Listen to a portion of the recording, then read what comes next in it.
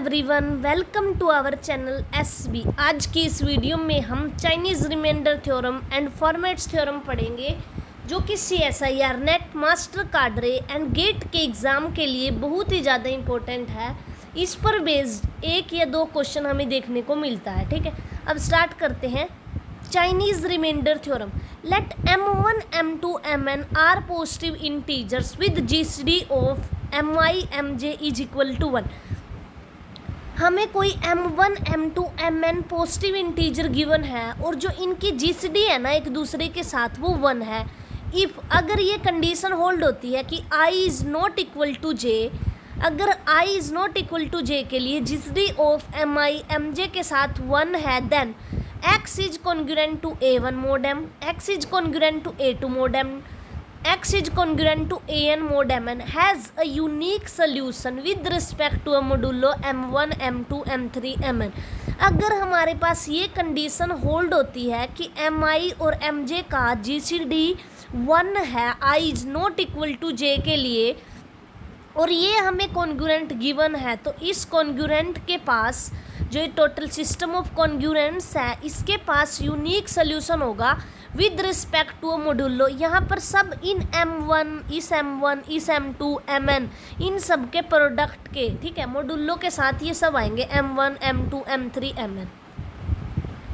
अब आगे, और जो इसके पास यूनिक सोल्यूशन होगा, और जो यूनिक सोल्यूशन आएगा वो होगा x is equal to a1 m1 m1 inverse mod m1 plus a2 m2 m2 inverse mod m2 plus up to so on an mn mn inverse mod mn into mod m, और जो m होगा हमारा वो होगा इन सब का products m1 dot m2 dot m3 dot mn। ठीक है, तो where m is equal to m1 dot m2 dot mn, कि अगर हमारे पास ये कंडीशन होल्ड होती है कि जो हमारे पास mi कोमा mj है, इनकी GCD 1 होती है for all i is not equal to j के लिए, तो हम चाइनीज़ रिमाइंडर थ्योरम लगा सकते हैं और उसकी हेल्प से ये बता सकते हैं कि जो ये system of congruent modulo given था हमें, इसके पास यूनिक सोल्यूशन होगा, और वो यूनिक सोल्यूशन इक्वल होगा x is equal to a1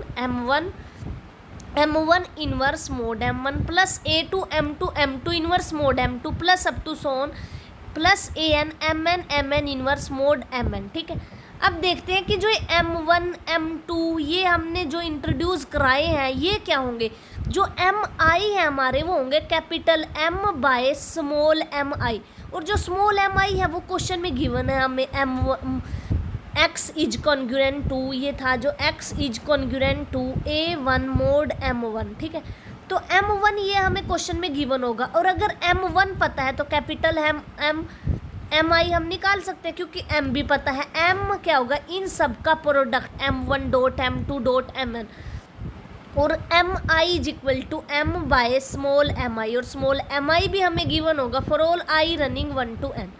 अब इसके बाद करते हैं जो कि CSIR नेट में पूछा गया क्वेश्चन है, सोल्व करो x is congruent to 1 mod m mod 3। तो इसमें a1 है जो मेरे पास वो 1 है, एंड जो m1 है वो 3 है। ठीक है, और जो a2 है वो 2 है, और जो m2 है वो है 4।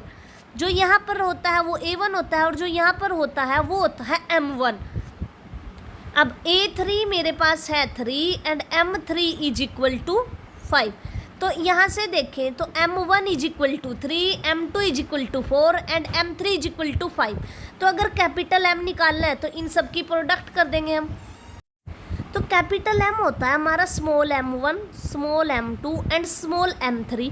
तो अगर हम 3 इंटू 4 इंटू 5 करेंगे तो यहाँ से 60 मिलेगा, तो कैपिटल M की वैल्यू हमारे पास 60 आएगी। ठीक है, तो इसमें यही बताया गया कि सबसे पहले तो हम GCD चेक करते हैं mi का mj के साथ, तो 3 का 4 के साथ GCD 1, 3 का 5 के साथ भी GCD 1 एंड 4 का 5 के साथ भी GCD 1। तो यहाँ से ये कंडीशन तो होल्ड होगी जो थी GCD of mi mj is equal to 1। तो हम यहाँ पर चाइनीज़ रिमाइंडर थ्योरम लगा सकते हैं। तो चाइनीज़ रिमाइंडर थ्योरम कहती थी कि अगर mi का GCD mj के साथ 1 होता है तो यूनिक सोल्यूशन मिलता है, और जो यूनिक सोल्यूशन होता है वो इक्वल होता है x is equal to a1 m1 का inverse mod m1 plus a2 m2 inverse mod m2। ठीक है, अब यहाँ पर लगाते हैं हम। तो ये है Chinese remainder theorem is applicable. Capital M निकाल सकते हैं हम 3 इंटू 4 इंटू 5, तो यहाँ 60 आ गया। अब जो कैपिटल M आई थे वो होते थे हमारे capital M by small m आई, और जो कैपिटल M आया है वो यहाँ पर 60 आया है, और जो M आई है वो M1 3 है, M2 4 है एंड M3 5 है। तो यहाँ से M1 कैपिटल M1 आ जाएगा 20 एंड कैपिटल M2 आ जाएगा 15 एंड कैपिटल M3 आ जाएगा 12। अब जो चाइनीज रिमाइंडर थ्योरम कहती थी कि यूनिक सोल्यूशन होगा, और जो यूनिक सोल्यूशन होगा वो इक्वल होगा x is equal to a1 m1 का इन्वर्स मोड m1, यहाँ पर स्मॉल m है, यहाँ कैपिटल M है, plus a2 m2 inverse and mode m2। ठीक है, अब देखते हैं कि कैसे। अब ये रहा कि x is congruent to a1 mod m1 inverse mod m1 plus a2 m2 inverse mod m2। तो यहाँ पर हम वैल्यूज़ उठा के पुट कर देंगे। हमारे पास है ये रही वैल्यूज़, यहाँ से वैल्यूज़ उठाएंगे। Capital M1 20, capital M2 15, capital M3 12। तो यहाँ पे x इज कॉन्ग्रुएंट टू, और जो a1 है मेरे पास वो 1 है, और a2 2 है एंड a3 3 है। तो यहाँ पर आया 1 into 20 inverse mode 3 two plus 2 into 15 inverse mod 4 plus 3 into 12 inverse mod 5। ठीक है, और साथ में आता है यहाँ पर मोड, जो m की वैल्यू थी 60। ठीक है, कैपिटल। तो यहाँ से बना x इज कॉन्ग्रुएंट टू 120। अब जो ये 3 है इसको 20, जैसे ही 3 को 20 को 3 से डिवाइड करेंगे तो यहाँ पर 18 आएगा और 2 रिमाइंडर आएगा। तो यहाँ पर जो ये 20 इन्वर्स है ना, यहाँ पर हम 2 इन्वर्स लिख सकते हैं। ठीक है, क्योंकि हम यहाँ पर हमेशा रिमाइंडर रखते हैं, तो यहाँ पर रिमाइंडर आ जाएगा -2। सिमिलरली यहाँ पर 4 जो 15 है इसको 4 से करेंगे तो 3 पर जाएगा, तो यहाँ पर 12 आ जाएगा, तो 3 बचा रिमाइंडर। तो यहाँ पर 3 का इन्वर्स आ जाएगा मोड 4 प्लस 3 इंटू 12 एंड यहाँ पर 5 को 12 को 5 से करेंगे तो यहाँ भी 2 इन्वर्स आ जाएगा, तो मोड 5। तो इसके बाद है हमारे पास x is congruent to 22 inverse 3 mod 3 plus 2 into 15 3 inverse mod 4 plus 3 into 12 into 2 inverse mod 5। अब हम इन्वर्स निकालना सीखते हैं कि जो ये हमारा 2 इन्वर्स आ रहा है इसकी वैल्यू कैसे फाइंड करें।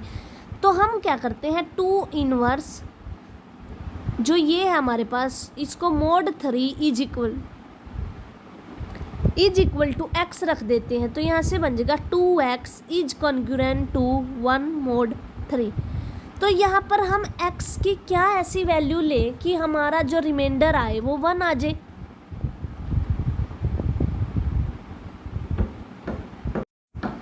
तो हम यहाँ पर x की वैल्यू ले लेते हैं 5। तो यहाँ पर आ जाएगा हमारा 10 इज कॉन्ग्रुएंट टू 1 मोड 3। तो 3 डिवाइड करता है, फिर इधर आके 3 डिवाइड करेगा 10 माइनस 1 को, तो यहाँ से है 3 डिवाइड करता है 9 को, तो ठीक है ये ओके हो गया। तो यानी x की जो वैल्यू आई है हमारे पास वो वैल्यू आई है 5। तो जैसे ही 5 को 3 से डिवाइड करेंगे तो जो रिमाइंडर आएगा वो हम यहाँ पर रखेंगे, तो 3, तो 2 यहाँ पर रिमाइंडर आया। तो 2 इन्वर्स की जो वैल्यू थी हमारे पास वो हमारी 2 बन गई। तो यहाँ से ये 2 यहाँ पर 2 आएगा ये, ठीक है। प्लस अब 2 इंटू 15 3 इन्वर्स निकालना है, तो सिमिलरली हम 3 inverse mod 4 is equal to x करेंगे। तो यहाँ से आएगा 3x is congruent to 1 mode 4। तो यानी यहाँ पर x की वैल्यू अगर मैं x इज इक्वल टू 3 ले लूँ तो 9 इज कॉन्ग्रुएंट टू 1 मोड 4। और ये इसका मतलब है 4 डिवाइड करता है 9 माइनस 1 को, और 4 तो डिवाइड करता है 8 को। तो यानी x की वैल्यू मेरे को 3 मिल गई। तो इस 3 की वैल्यू को, ये 4 तो इससे बड़ा है तो यहाँ तो डिवाइड करने की जरूरत नहीं है, रिमाइंडर नहीं आएगा यहाँ तो यहाँ पर x की वैल्यू जो 3 इनवर्स है उसकी वैल्यू आ जाएगी 3। अब नेक्स्ट देखते हैं, जैसे यहाँ पर 2 इनवर्स है तो दोबारा से यही करेंगे, 2 inverse mod 5 is congruent is equal to x, ठीक है, इज इक्वल टू x। तो यहाँ से बना 2x is congruent to mod 5। तो यहाँ पर मैं 8 लूंगी तो 16 इज कॉन्ग्रुएंट टू 1 mod 5। तो इसका मतलब है 5 डिवाइड करता है 16 माइनस 1 को, तो 5 तो डिवाइड करता है 15 को। तो जो x की वैल्यू है मेरे पास, यहाँ से x की वैल्यू आई है 8। तो अगर मैं इसको 5 से डिवाइड करती हूँ तो ये 1 पे जाएगी, तो यहाँ पर 5, तो जो रिमाइंडर है वो मेरा 3 बचेगा। तो हम यहाँ पर रिमाइंडर ही रखते हैं, तो यहाँ पर रिमाइंडर आ जाएगा 3। तो 3 × 12, 2 इनवर्स की वैल्यू 3 mod 16। जो ये इनवर्स की वैल्यू निकालने का तरीका है वो यही है कि 2 इनवर्स मोड जो भी साथ में है उसको x के इक्वल रखो और फिर ऐसे लिखो कि mod 5 is congruent to 2x, ठीक है। तो x की ऐसे क्या वैल्यू लें कि जो रिमाइंडर है वो मेरा 1 आए। तो x की वैल्यू यहाँ से अगर मैं 1 लेती हूँ तो 2 आ जाएगी, लेकिन 2 लेती हूँ तो 4 आएगा। अगर 3 लेती हूँ तो 3 लेती हूँ तो यहाँ पर 6 आएगा। तो 6, ये x की वैल्यू डायरेक्ट ही यहाँ से 3 भी निकाल सकते हैं हम। वो मैंने यहाँ पे 3 नहीं सोचा था, यहाँ पर सीधा ही डायरेक्ट 8 सोचा और फिर उसके बाद रिमाइंडर ये आया, ठीक है। तो हम किसी भी तरह निकाल सकते हैं, ठीक है। जैसे यहाँ था ये 2 inverse is equal to mod 3, 2 inverse mod 3 is equal to x। तो यहाँ से बना हमारे पास 2x is congruent to 1 mod 3। तो यहाँ पर अगर मैं x की वैल्यू डायरेक्ट 2 ले लूँ तो यहाँ पर 4 इज कॉन्ग्रुएंट टू 1 mod 3, यानी 3 मेरा 3, अगर 4 को मैं 3 से डिवाइड करती हूँ तो रिमाइंडर 1 आता है, तो ठीक है x की वैल्यू 2 ले लेंगे। तो हमें यहाँ पर रिमाइंडर भी निकालने की जरूरत नहीं पड़ती, हम डायरेक्ट भी कर सकते हैं सोल्व, ठीक है। तो इसके बाद जब इनको आपस में यहाँ पर 2 था तो इसको मल्टीप्लाई करेंगे तो हमारे पास जो वैल्यूज़ आएगी वो आएगी, तो यहाँ से 40 तो यहाँ से आएगा, ठीक है, और 19 यहाँ से आएगा। तो यहाँ से हमारे पास आया 40, यहाँ से आया एंड यहाँ से आया 90 और यहाँ से इसको मल्टीप्लाई करके आया 108। तो टोटल बन गए 238। तो इसको हम 60 से डिवाइड करके जो रिमाइंडर बचेगा वो रख देंगे। तो 60 को जैसे ही हम डिवाइड करते हैं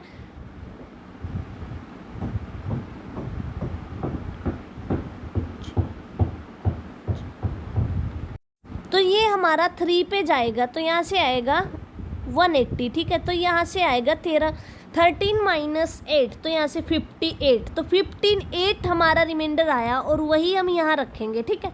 तो ये हमारा CSIR नेट में पूछा गया क्वेश्चन था। तो यहाँ पर सोल्यूशन आया हमारा x is congruent to 58 mod 60। बस कुछ नहीं था, ये चाइनीज रिमाइंडर थ्योरम की एप्लीकेशन थी कि how we find a solution. अब नेक्स्ट क्वेश्चन करते हैं। नेक्स्ट क्वेश्चन है सोल्व करो 2x is congruent to 1 mod 3, 2x is congruent to 2 mod 5, x is congruent to 3 mod 5। तो अगर इस टाइप की इक्वेशन हमें एग्जाम में दिखती है तो हमें सोचना है कि क्या चाइनीज रिमाइंडर थ्योरम एप्लीकेबल है।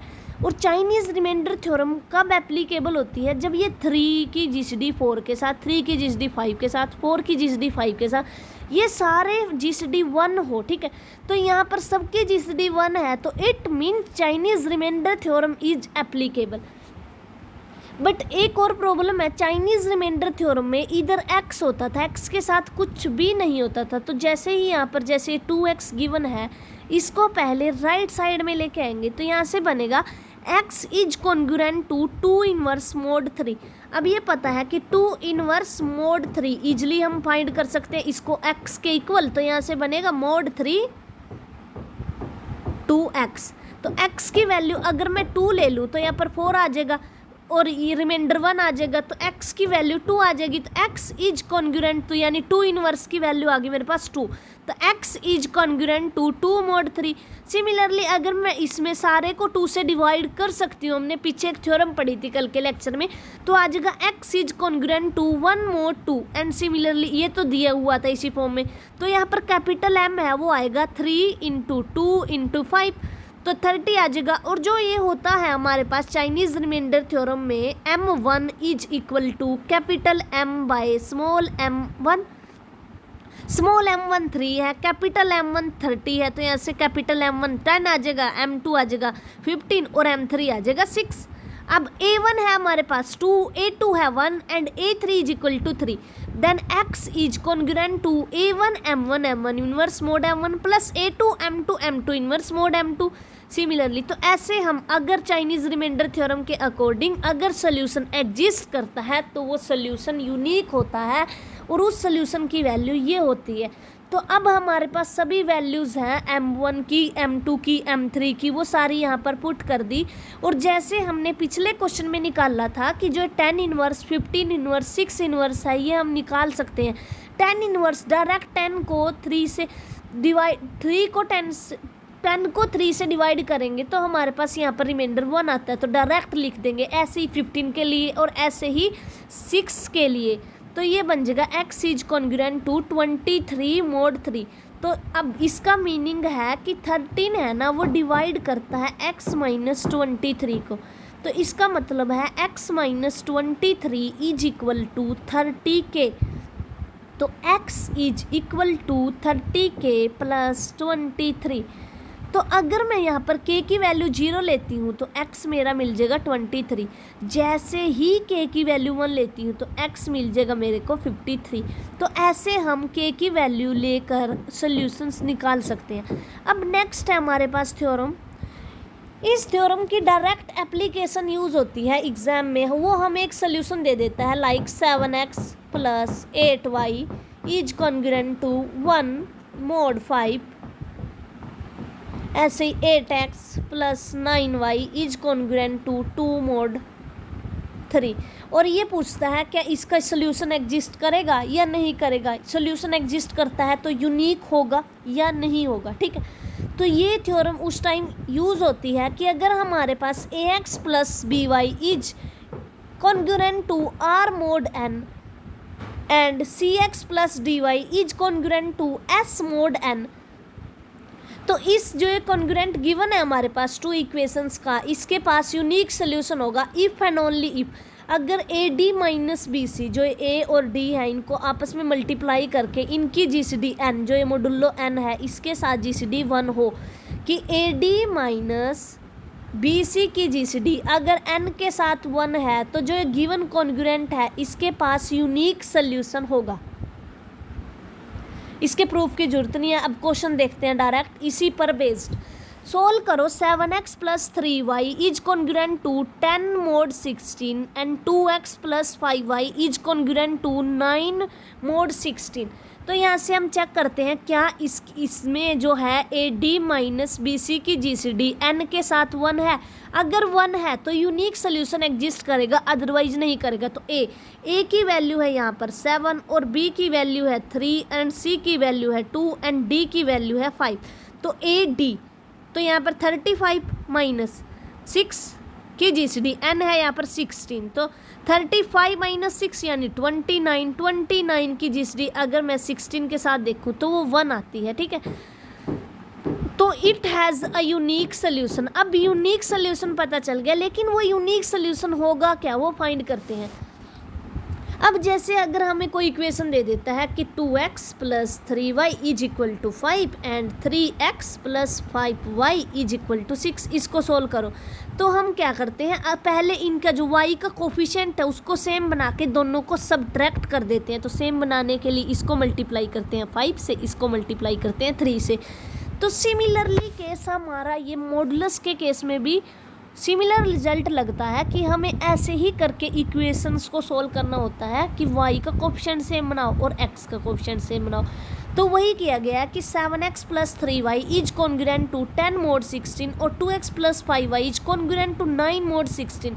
तो सबसे पहले है ना जो y को एलिमिनेट करने की कोशिश की गई, अगर इस इक्वेशन से y को एलिमिनेट करना है तो इस इक्वेशन को 5 से मल्टीप्लाई करेंगे और इस इक्वेशन को 3 से करेंगे और सब्ट्रैक्ट कर देंगे। और मॉडुलस के केस में ये हमने रिजल्ट पढ़ा था कि a b mod n is, अगर ये है c is congruent to d mod n, तो हम ऐसे मॉडुलस को सब्ट्रैक्ट कर सकते हैं, देयर इज़ नो इफेक्ट। ठीक है, तो यहाँ पर आ जाएगा a minus c is congruent to b minus d mod n।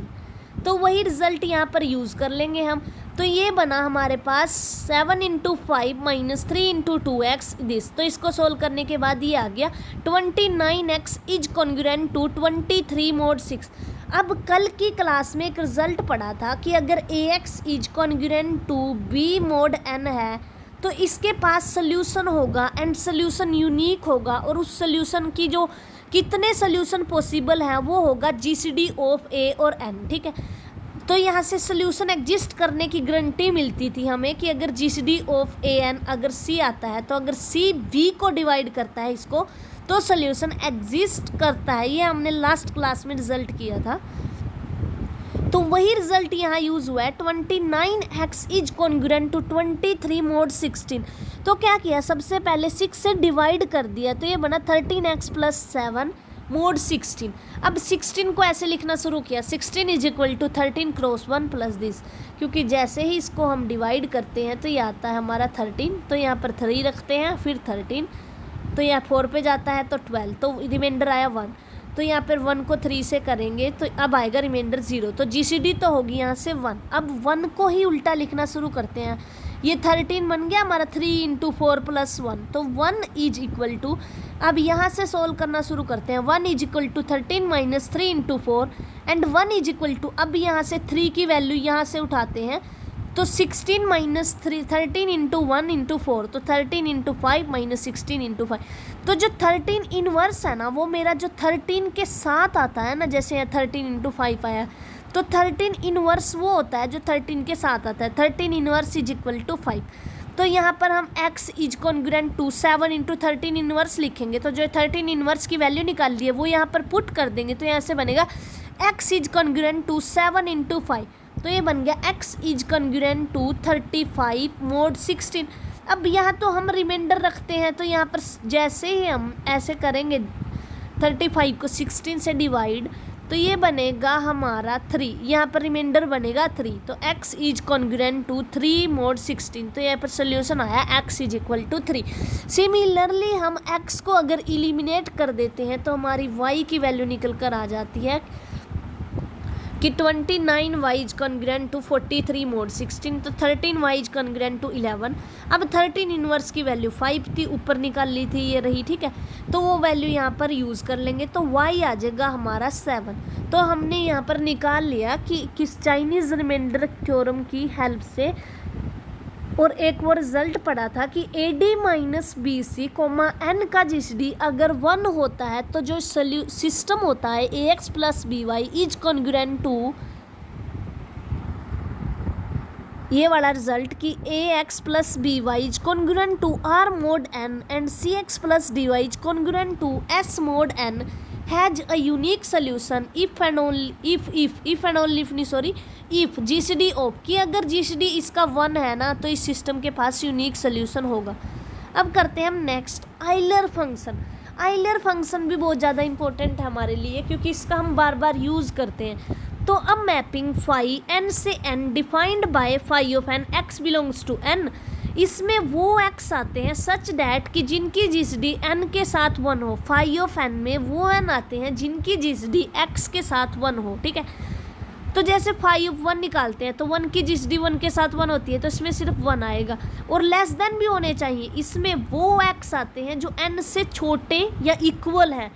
तो अगर फाई ऑफ 2 निकालते हैं तो 1 के साथ जीसीडी 2 की 1, लेकिन 2 के साथ जीसीडी 2 की 2, तो वो लेने हैं इसमें जिनमें जीसीडी 1 हो। तो फाई ऑफ 2 भी 1 आ जाएगा।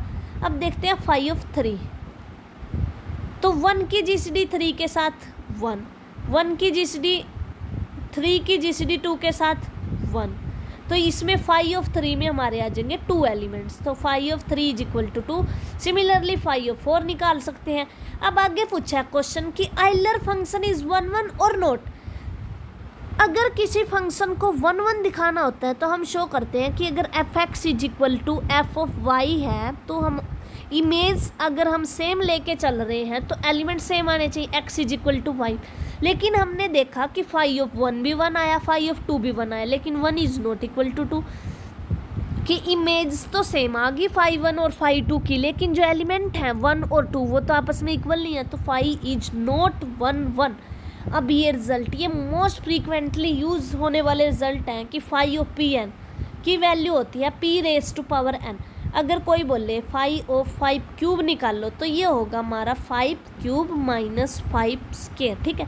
ये नहीं है कि इसको लिखेंगे 125 है फिर GCD चेक करेंगे 125 के साथ किसकी 1 आती है, नो, सिर्फ डायरेक्ट फार्मूला याद करना है कि 5p⁻n is equal to p⁻n minus p⁻n minus 1। उसके बाद है हमारा सेकंड रिजल्ट कि 5/mn is equal to 5/m into 5/n if GCD of mn is equal to 1। तो अगर हमें 5/6 निकालना है तो 2 और 3 की GCD होती है हमारी 1, तो 5/6 इक्वल होता है 5/2 इंटू 3 के, तो 5/2 इंटू 5/3। अब 5/2 ये फार्मूला लगा देंगे, 5/2 की पावर 1 है हमारे पास, तो 2 की पावर 1 माइनस 2 की पावर 0, और किसी की भी पावर 0 1 होता है, तो 2 minus 1 is equal to 1। Similarly 5/3 निकाल लेंगे तो 5/6 की वैल्यू आ जाएगी 2। ऐसे ही 5/8 भी निकाल सकते हैं, 5/8 इज इक्वल टू 5/2 का क्यूब, तो ये होगा 2 का क्यूब माइनस 2 का स्क्वायर, तो ये आ जाएगा 8 माइनस 4 इज इक्वल टू 4।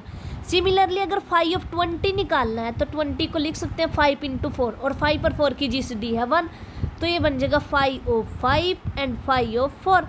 अगर P कोई प्राइम होता है तो फिर जो हमारा ये आता है कॉन्ग्रुएंट वो आता है, जो 5 फंक्शन आता है इसकी वैल्यू 4 आ जाएगी, और 5/4 होता है 2 का स्क्वायर, तो इसमें वही फार्मूला लगा देंगे p² माइनस p1, तो 2 का स्क्वायर माइनस 2, तो यहाँ से वैल्यू आ जाएगी 4 इंटू 2 इज इक्वल टू 8। अब 5/100 निकालना है तो उसको लिख सकते हैं 5² 5 2 का स्क्वायर, तो वही फार्मूला लगा देंगे कि 5/Pn is equal to Pn minus 1। तो 5 अगर P मेरा 5 है और n मेरा 2 है तो यहाँ से बन जाएगा 5² माइनस 5 की पावर 1, तो 25 माइनस 5 यानी आ गया यहाँ से 20 आ गया। और जो ये साथ में था 5/2 का स्क्वायर तो वो होता है 2² माइनस 2 की पावर 1, तो 2 आ जाएगा, तो यहाँ पर 5/140 आ जाएगा मेरा। अब ये हमारे पास रिजल्ट होता है कि 5/n is always even if n greater then 2, कि 5/n हमेशा इवन आता है n ग्रेटर देन 2 के लिए जब हम निकालते हैं, ठीक है। अब हमने पीछे पढ़ा था कि क्या 5 इज 1 तो रिजल्ट मिला हमें नो। अब चेक करते हैं 5 इज ऑन टू या नोट। तो ये पूछा है कि Euler 5 function is onto, तो मैंने मान लिया 5/n इज इक्वल टू 3, लेकिन 3 की प्री इमेज नहीं मिलने की मेरे को, उसका रीजन ये है क्योंकि 5n is always even if n greater than equal to 2, कि 2 से बड़ा कोई भी नंबर ले लो, जो 5n है ना वो हमेशा एक इवन नंबर आएगा, तो यानी 3 की प्री इमेज एग्जिस्ट नहीं करती, तो 5 इज नॉट ऑन टू। तो सिंस आइलर फंक्शन, जो आइलर फंक्शन है वो ना ही तो 1 है हमारा और ना ही ऑन टू है, तो 5 इनवर्स डज नॉट एग्जिस्ट। तो किसी भी फंक्शन का इनवर्स तब एग्जिस्ट करता है जब वो 1 और ऑन टू होता है, तो अगर वो 1 ऑन टू नहीं है तो उसका इनवर्स एग्जिस्ट नहीं करेगा, तो इट मीन्स 5 का इनवर्स एग्जिस्ट नहीं करता। तो ये पूछ रहा है कि 5/n is equal to 30 find n। अब हमने रिजल्ट पढ़ा है कि 5n is an even number for all n greater than equal to 2 के लिए, तो यहाँ पर तो 13 है, तो 13 तो कभी हो ही नहीं सकती 5n की वैल्यू, क्योंकि ये हमेशा इवन होती है n ग्रेटर देन 2 के लिए, तो n फाइंड करने के लिए पूछा है, और 5/1 की वैल्यू भी 1 होती है और 5/2 की वैल्यू भी 2 होती है, और बाकी सारे 5 3 5 4 5 5 ये सारे वैल्यू हमें इवन देंगे, लेकिन यहाँ 13 है तो ऐसा कोई n एग्जिस्ट ही नहीं करेगा। अब नेक्स्ट क्वेश्चन है phi n is equal to 29 and find n। अब हम n कैसे फाइंड कर सकते हैं जब फाई n की वैल्यू ही इवन आती है n ग्रेटर देन 2 के लिए, तो it means does not exist, तो ऐसा n कोई एग्जिस्ट ही नहीं करेगा। अब ये हमारा एक रिजल्ट है जिस पर बेस्ड CSIR नेट में क्वेश्चन पूछा गया था, इम्पोर्टेंट रिजल्ट है हमारा ये। The sum of the positive integer less than n and exactly prime to n, कि जो अभी तक तो हम फाई n निकाल रहे थे वो वैसे नंबर थे, उसमें वो सारे नंबर आते थे फाई n में n से छोटे जिनकी GCD n के साथ 1 होती थी। अब निकालना है सम, उन सब का sum of positive integer less than n and exactly prime to n is 1/2n phi n if n greater than 1, कि जो इन सब का सम है ना पॉजिटिव इंटीजर का, जो कि लेस देन है n से और प्राइम है n के साथ, यानी summation i running 1 to phi n xi is equal to 1/2n phi n, कि उसकी वैल्यू होती है 1/2n फाई n। इसके प्रूफ की हमें जरूरत नहीं है। अब ये रहा CSIR नेट में पूछा गया क्वेश्चन है the sum of the positive integer less than n and relatively prime to n is equal to 240n। ये हमें गिवन है कि जो सम है ना पॉजिटिव इंटीजर्स का n के less than n and relatively prime to n वो इक्वल है 240n के, हमें फाइंड करना है फाई n। तो अब हमें वो फार्मूला याद है कि ये होता है 1/2n फाई n सम हमारे पास, और इन्होंने हमें दिया है 240n, तो n से n कैंसिल हो जाएगा और इधर आके ये 480 बन जाएगा, तो phi n is equal to 480। ये छोटा सा सिंपल सा कंसेप्ट था, अगर ये कंसेप्ट आता होता तो एक क्वेश्चन अटैम्प्ट हो जाता। तो phi n is equal to 480 यहाँ पर वैल्यू आ गई हमारी। अब नेक्स्ट है हमारे पास summation i running 1 to phi n, अगर वो ऐसे लिख के दे दे, क्योंकि ये भी तो किया था हमने कि इसमें वो ये सम है उन नंबर्स का जो कि रिलेटिवली प्राइम है n के साथ और छोटे हैं n से, तो summation i running 1 to phi n ai is equal to n310 ये दे रखा है। तो फाई n पूछा है, अब वही फार्मूला 1/2n फाई n होता है, लेकिन इन्होंने सम दिया किसके इक्वल, n 300 के इक्वल, n से n कट गया, ये उधर जाके मल्टीप्लाई हो गया, तो इसका आंसर आ गया 620। ठीक है, अब आगे हमारी फॉर्मेट्स थ्योरम। फॉर्मेट थ्योरम इसको कई फॉर्मेट भी बोलते हैं। ठीक है, if p is a prime and p does not divide, अगर p कोई प्राइम नंबर है एंड p a को डिवाइड नहीं कर रहा है, then a raise to power p minus 1 is congruent to 1 mod p, कि अगर p कोई प्राइम नंबर है और p a को डिवाइड नहीं कर रहा है तो ये ऑलवेज होल्ड होगा कि a raise to power p minus 1 is congruent to 1 mod p। जब हमें कोई ये बोल देता है ना 200 की पावर ऐसे, उसका यहाँ पर ये बताओ कि रिमाइंडर क्या आने वाला है, तो ये जो फॉर्मेट्स थ्योरम है ना इसकी हेल्प से हम निकाल सकते हैं। अब ये क्वेश्चन है हमारे पास कि 7 raise to power 11 minus 1 is congruent to 1 mod, अगर कोई ये लिख के दे दे 7 10 इज कॉन्ग्रुएंट टू 1 mod 11। ठीक है, तो 11 और 10 की जो GCD है हमारे पास वो 1 है, एंड जो ये p है हमारे पास p, अगर मैं यहाँ ऐसे लिखूँ 11 माइनस 1 तो p यहाँ पर 11 हो जाएगा, and 11 does not divide a, ये होना चाहिए। तो अगर 7 raise to power 11 minus 1 is congruent to 1 mod 11 है, तो यहाँ से आ जाएगा 7 रेज टू पावर 10 इज, क्योंकि ये थ्योरम तभी एप्लीकेबल होती है जब p कोई प्राइम हो and p does not divide a। तो यानी यहाँ से 11 डज नॉट डिवाइड 7 आ रहा था, ये था 7 raise to power 11 minus 1 is congruent to 1 mod 11, तो यहाँ से आ गया 7 raise to power 10 is congruent to 1। Similarly 3 raise to power 5 minus 1 is congruent to 1 mod 5, तो यहाँ से आया 3 raise to power 5 is congruent to 1 mod 5। अब क्वेश्चन है हमारा if 5 divides 3 raise to power 102 then what is the remainder. अब हमें reminder पूछा है। अब यहाँ से हम सीखेंगे कि हम फॉर्मेट्स थ्योरम को कैसे अप्लाई करते हैं। तो अब हमने क्या निकालना है कि अगर मैं 5 से डिवाइड करूँ तो it means 3 raise to power 102 mod 5 लिख सकती हूँ मैं। तो यहाँ भी क्या आएगा, यहाँ पर रिमाइंडर पूछा है, तो अब फॉर्मेट्स थ्योरम क्या कहती थी कि अगर p does not divide a and p is any prime then a raise to power p minus 1 is congruent to 1 mod p।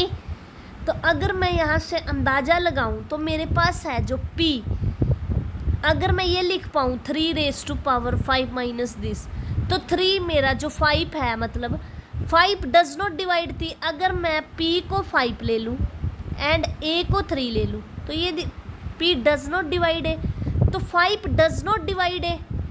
Then by Fermat's theorem, तो फॉर्मेट्स थ्योरम कहती थी कि a raise to power p minus 1 is congruent to 1 mod 5।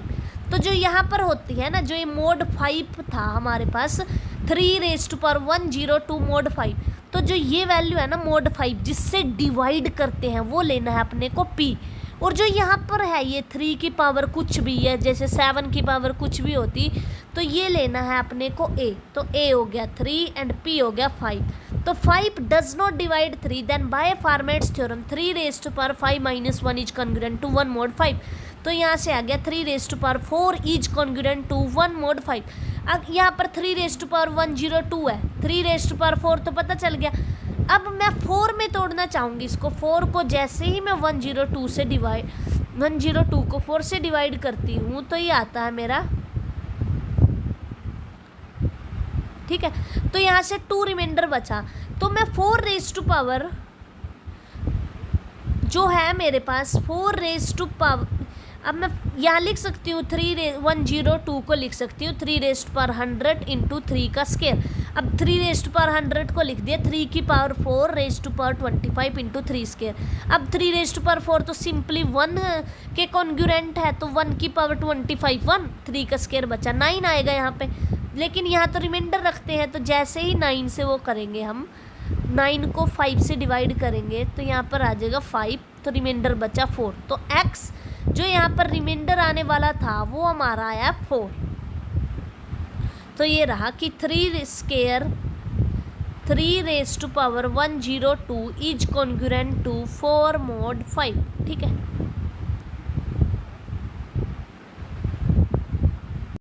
Thank you for watching.